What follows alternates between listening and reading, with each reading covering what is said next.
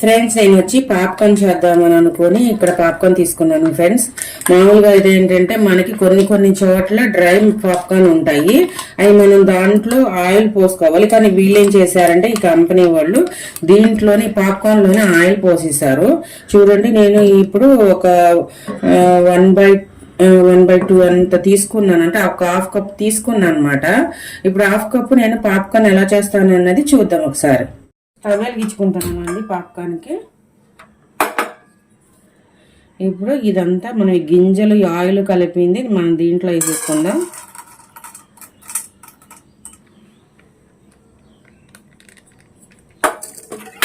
దీన్ని మంచిగా ఒక 1-2 మినిట్స్ దీన్ని ఇట్లాగా ఫ్రై చేసుకుందామండి.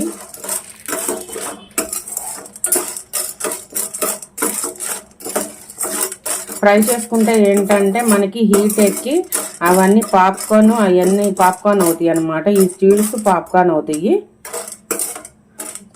మనకి పాప్కార్న్ అనేది రెడీ అవుతుందండి. ఇప్పుడు మనం మూత పెడదాం. ఇలాగ మనం మూత పెట్టుకుంటే ఏంటంటే మనకి పాప్కార్న్ అన్నది మనకి మంచిగా పేలుతూ ఉంటాయి. అదే మూత పెట్టకపోతే అన్ని పైకి లేసిపోతూ ఉంటాయి. చూడండి, పాప్కార్న్ అనేది ఇలాగ మనకి స్ప్రెడ్ అయ్యి పువ్వులాగా వస్తున్నాయా.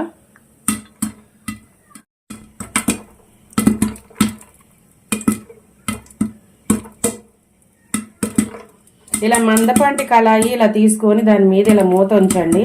ఎందుకంటే పల్చడి తీసుకుంటే కొంచెం మాడిద్ది, మందపాటిది అయితే మాడిది. ఎందుకంటే మనకి అవన్నీ ఫ్లవర్స్ అయిపోవాలి కదా. మంట ఎప్పుడు కూడా సిమ్లోనే పెట్టుకోవాలండి. మనం వేసిన కానించి ఇది అయిపోయేంత వరకు కూడా సిమ్లోనే పెట్టుకోవాలి. ఎందుకంటే హైలో పెట్టుకుంటే అవి మాడిపోతుంది అనమాట తొందరగా. సిమ్లో పెట్టుకుంటే స్లోగా అవి ఫ్లవర్స్ అవుతూ ఉంటాయి. అంటే మనకి అయిపోయినాయి. స్టవ్ కట్టేసిన ఆ హీట్కి ఉన్నవి కూడా అయిపోతున్నాయి అనమాట. 1-2 ఉంటాయి కదా, అవి ఫ్లవర్స్ అవుతున్నాయి. ఇప్పుడు ఇవి స్వీట్ పాప్కార్న్ చేస్తున్నాను, చూద్దాం ఎలాగో. పాప్కార్న్కి నేను స్టవ్ వెలిగించుకుంటున్నాను. ఇక్కడ ఈ కప్పుతో నేను ఒక అరకప్పు తీసుకున్నాను పాప్కార్న్. ఇదే కప్పుతో షుగర్ వేసుకుంటున్నా. నేను ఒక అరకప్పు తీసుకున్నాను కదా, అరకప్పుకి కప్పు షుగర్ తీసుకున్నాను. దీంట్లో ఏం వాటర్ పోయలేదు. ఇది సిమ్లోనే పాకం రావాలి. మనకి పాకం చూడండి మంచిగా ఇలాగ వాటర్ పోయకోకుండానే ఇలాగ పాకం వస్తుంది. ఈ టైంలోనే లైట్గా సాల్ట్, అసలు వేసామా వేయలేదా అన్నట్టు టేస్ట్ కోసమని సాల్ట్, అట్లాగే తినే సోడా ఉప్పు. దీనివల్ల ఏంటంటే మనకి మంచిగా పొంగిద్ది. చూడండి, ఇక్కడ ఇది వేయంగానే పొంగుతుంది మనకి. పాకం అనేది తినే సోడా వేసుకుంటే మంచిగా పొంగుతాయి.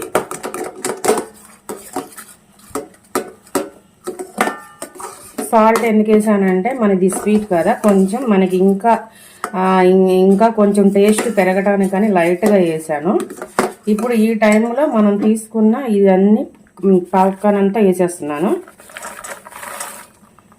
స్టవ్ కట్టేస్తున్నానండి. స్టవ్ కట్టేసి